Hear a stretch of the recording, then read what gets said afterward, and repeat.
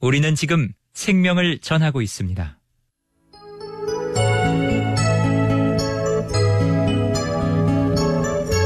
내 너를 위하여. 오늘은 광주 서구 풍암 신흥로에 위치한 주안의 교회 강동환 목사님의 말씀으로 함께합니다.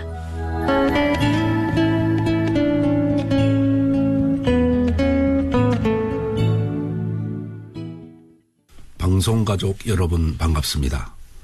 예수 그리스도를 믿는 그리스도인의 정체성 가운데 특권과 사명을 동시에 담고 있는 정체성은 예수의 증인이라는 정체성입니다. 주님은 복음을 전파하라는 부탁을 세상의 그 어떤 사람들에게도 주시지 않고 오직 십자가의 죽으심과 부활을 증언할 수 있는 그리스도인에게 하셨습니다. 하나님께서 천하 사람 중에 구원을 받을 만한 다른 이름을 예수 외에는 주신 일이 없다는 사실을 아는 사람은 그리스도인밖에 없습니다. 그러므로 구주 예수를 전하여 죄인들을 구원의 길로 이끄는 복음 전도는 복음을 위탁받은 그리스도인만이 가질 수 있는 특권 중에 특권입니다.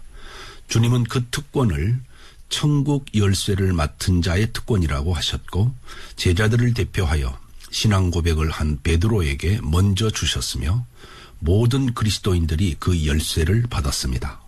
여러분, 주님이 여러분 각 사람에게 맡긴 그 특권을 부지런히 사용하십시오. 맡은 자들에게 구할 것은 충성이라고 하셨습니다. 무슨 뜻일까요? 특권을 맡은 자들에게는 책임이 따르고 마땅히 충성함으로 그 책임을 감당해야 한다는 뜻입니다. 동시에 복음 전도는 그리스도인들이 반드시 이루어야 할 사명입니다. 사도 바울은 고린도전서 9장에서 이렇게 말하고 있습니다. 내가 복음을 전할지라도 자랑할 것이 없으면 내가 부득불할 일임이라. 만일 복음을 전하지 아니하면 내게 화가 있을 것이로다. 내가 내 자의로 이것을 행하면 상을 얻으려니와 내가 자의로 아니한다 할지라도 나는 사명을 받았노라. 사명은 왕으로부터 보냄을 받은 사신으로서 받은 명령을 의미하며 맡겨진 임무라는 뜻이 담겨 있습니다. 그리스도인은 천국의 왕이신 하나님이 임무를 맡겨 파송한 천국 사신입니다. 천국 사신으로 임무를 주고 보냄을 받았는데 전하라고 하는 복음을 전하지 않으면 화가 있을 것이라고 바울은 증거하고 있습니다. 그리스도인이 살고 있는 동시대의 사람들에게 복음을 전하는 일은 이미 세상을 떠난 사도들이 전해줄 수 없고 동시대를 살고 있는 우리 그리스도인이 전해주어야 합니다. 오늘은 복음을 전하는 그 특권과 사명을 충성스럽게 감당한 증인 두 사람을 소개하겠습니다. 호주에 살고 있던 한 해군 병사가 도박에 빠져서 방탕한 삶을 살다가 예수 그리스도를 만났습니다. 예수를 믿고 구원받은 그는 구원의 감격 속에서 참회의 눈물을 흘리며 날마다 10명의 불신자를 만나 전도할 것을 주님께 서약하였습니다. 그는 바로 그날부터 복음을 전하기 시작했는데 40년 동안 하루도 빠짐없이 호주의 시드니에 있는 조지라는 거리에서 지나가는 사람들에게 노방 전도를 하였습니다. 참으로 대단한 끈기와 열정입니다. 그가 전도할 때 사용한 복음의 말은 딱 2개의 문장으로 된 질문이었습니다. 실례합니다. 당신은 구원을 받았습니까? 만약 오늘 밤에 세상을 떠난다면 당신은 천국에 갈 수 있습니까? 그는 수없이 많은 지나가는 사람들에게 2개의 질문들을 던지며 날마다 복음을 전하였습니다. 그러나 단 한 번도 자신이 전한 전도의 열매를 확인할 수가 없었습니다.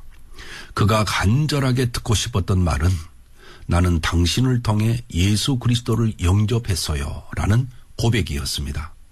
자신이 전도했던 사람들 중 한 사람도 그를 찾아와 그런 말을 해주는 사람이 없었습니다.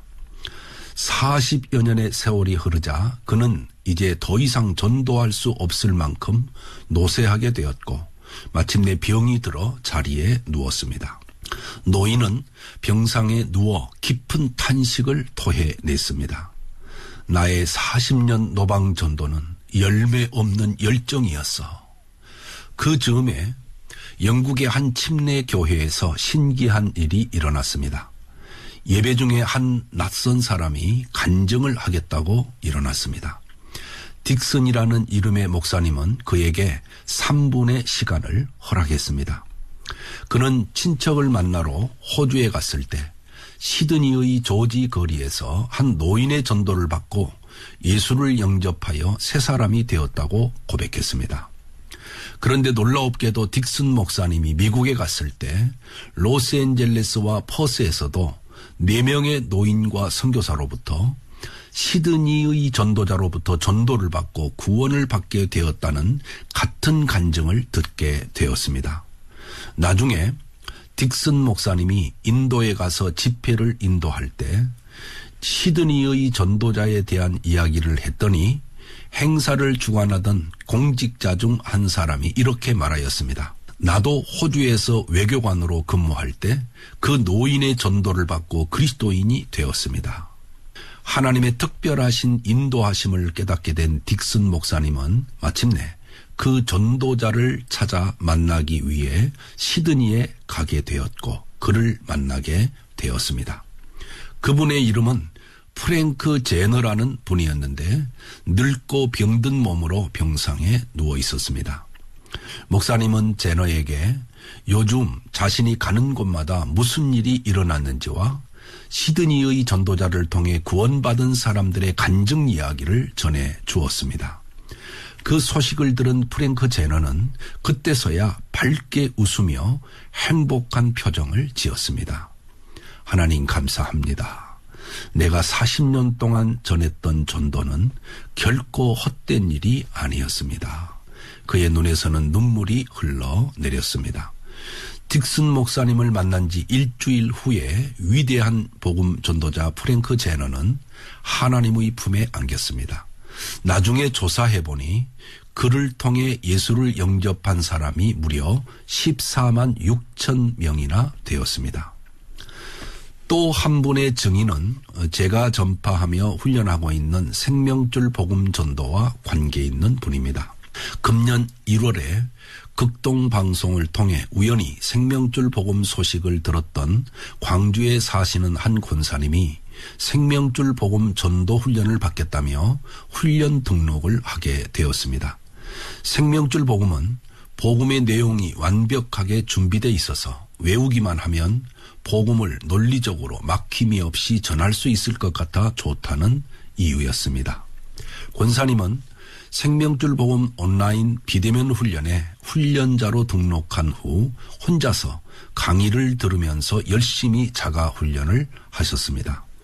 훈련을 시작한 지 25일 만에 모든 훈련을 마치고 저에게 훈련 점검을 받으러 와서 생명줄 복음을 제시하셨는데 놀라웠게도 한 번에 합격 판정을 받으셨습니다.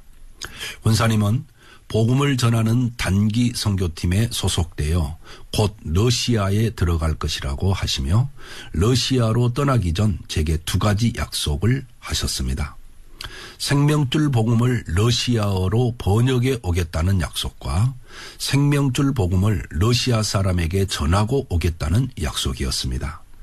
권사님은 러시아 우크라이나 전쟁이 시작되기 전 들어갔다가 선교를 마치고 하나님의 은혜로 극적으로 마지막 비행기를 타고 출국할 수 있었다는 간증을 하셨습니다. 권사님은 저에게 한 2가지 약속을 다 지키셨습니다. 생명줄 복음을 러시아어로 훌륭하게 번역을 해 오셨습니다. 그리고 통역을 하는 분과 함께 생명줄 복음을 2 사람에게 전하였는데 그 중에 한 분은 러시아 무당인 한 남자분이었습니다. 잠시 그 남자분에게 생명줄 복음을 제시할 때 녹음한 일부분을 같이 듣겠습니다. 이 하얀 줄은 생명줄이라고 하는데 죄가 없는 하나님의 아들 예수님을 가리킵니다. Смотрите, вот этот белый, представьте, что это жизнь, новая жизнь. 하나님은 유라님을 사랑하셔서 예수님을 이 세상에 보내주셨습니다. Бог очень любит Юру, очень. Поэтому Он отправляет вам Иисус. 여러분도 생명줄 복음 전도 훈련에 도전해 보십시오. 훈련을 받고 주님이 증거하라고 하시는 복음을 전할 수 있는 능력을 갖추십시오. 여러분도 훈련 받으면 복음을 능력 있게 전할 수 있고 복음 전도의 특권과 사명을 능히 감당할 수 있는 예수의 증인되는 삶을 살게 될 것입니다. 아멘.